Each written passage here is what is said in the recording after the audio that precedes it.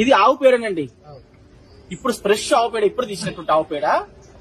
ఈ ఆవు పేడని ఏంటంటే మనము ముందు రేడియేషన్స్ ఉన్నాయని నిర్ధారణ అయింది మొబైల్లో. అయిన తర్వాత ఈ ఆవు పేడను మనము మొబైల్ పైన పెట్టేస్తున్నాం. పెట్టిన తర్వాత ఏమైంది,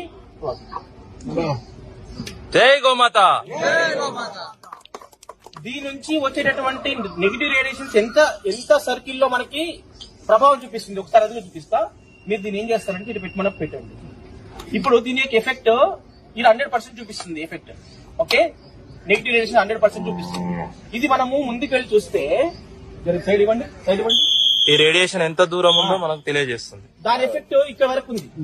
ఇది దీని యొక్క ఎఫెక్ట్ అనమాట. అందుకనే గోమాత పూర్వకాలం నుంచి ఎందుకు ఆరాధిస్తున్నాం, ఎందుకు పూజిస్తున్నాం అంటే మనం అలకడము, కలాప్ చల్లడం వల్ల భూమిలో ఉన్నటువంటి నెగిటివ్ రేడియేషన్ కూడా కంట్రోల్ చేస్తుంది.